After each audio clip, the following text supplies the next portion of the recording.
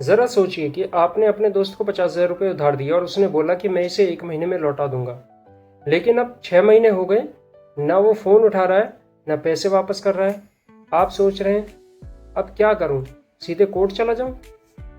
या फिर मान लीजिए एक दुकानदार ने आपको ख़राब सामान दिया लेकिन बार बार बोल रहा है जो करना है कर लो। ऐसी सिचुएशन में आपने कई बार एक शब्द सुना होगा, लीगल नोटिस। लेकिन लीगल नोटिस आखिर होता क्या है?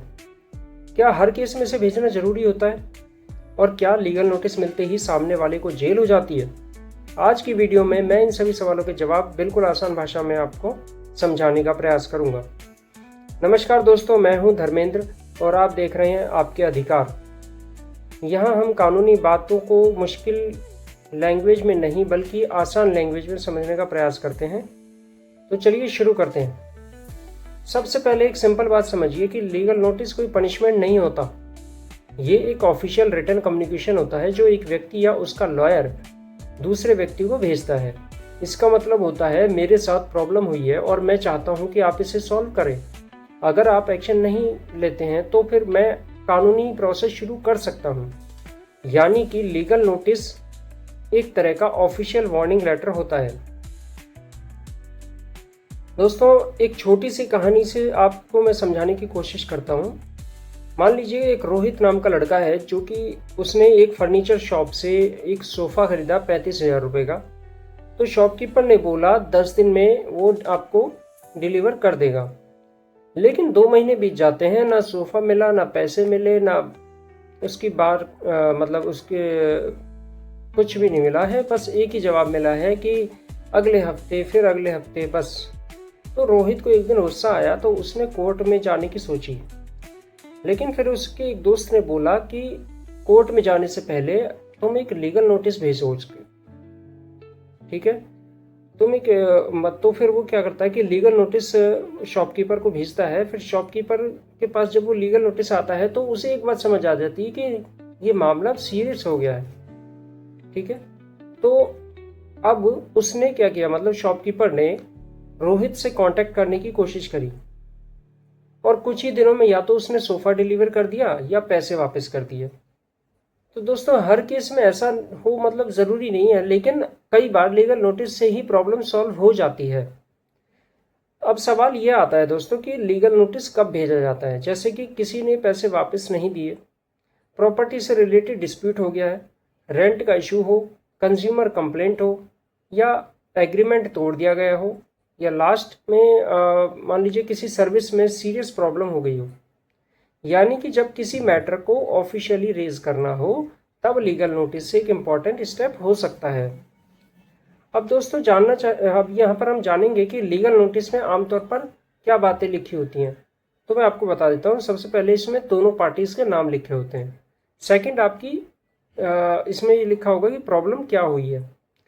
थर्ड, आपका लिखा होगा कि इसमें क्या डिमांड की गई है। फोर्थ, कि कब तक रिप्लाई या एक्शन होना चाहिए। एंड लास्ट, अगर एक्शन नहीं हुआ तो आगे कानूनी प्रोसेस किस तरह का होगा, ये बात उसमें लिखी होगी। दोस्तों, इसमें जो लैंग्वेज होती है वो क्लियर और प्रोफेशनल होती है। अब यहाँ ये बहुत ही कॉमन क्वेश्चन आता है कि क्या हर केस में लीगल नोटिस भेजना ज़रूरी होता है? तो इसका जवाब है कि हर केस में नहीं। कुछ मैटर्स में कानून के हिसाब से पहले लीगल नोटिस देना ज़रूरी हो सकता है, जबकि कुछ केसेस में सीधा कोर्ट या दूसरे लीगल प्रोसेस भी अवेलेबल होते हैं।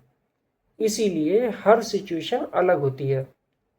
लेकिन कुछ कॉमन मिथ्स भी हैं इसमें, जैसे कि मतलब जो गलतफहमियां कुछ लोगों के बीच में होती हैं इसके लीगल नोटिस को लेकर, वो मैं आपको बताता हूँ।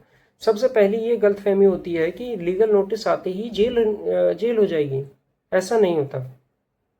और सेकंड, कि लीगल नोटिस का मतलब ये नहीं है कि आप केस हार गए हैं। And third and last, notice को इग्नोर करना हमेशा सही डिसीजन नहीं होता। ये भी एक मिथ है। अगर आपको कभी लीगल नोटिस मिले तो उसे ध्यान से पढ़िए और ज़रूरत हो तो लीगल एडवाइस भी ले लीजिए। ठीक है दोस्तों, आशा करता हूँ कि आपको जितनी डिटेल्स मैंने आपको बताई हैं वो सब आपको समझ आई होंगी। ठीक है, तो दोस्तों एक बात ध्यान रखिए, लीगल नोटिस किसी को डराने के लिए नहीं होता। इसका असली पर्पस होता है कोर्ट जाने से पहले दूसरे व्यक्ति को एक फेयर चांस देना, ताकि वो प्रॉब्लम को सॉल्व करने के लिए स्टेप ले सके। क्योंकि कई बार एक सही तरीके से भेजा गया लीगल नोटिस ही मैटर को पीसफुली सॉल्व कर सकता है, और बहुत बार कर देता है।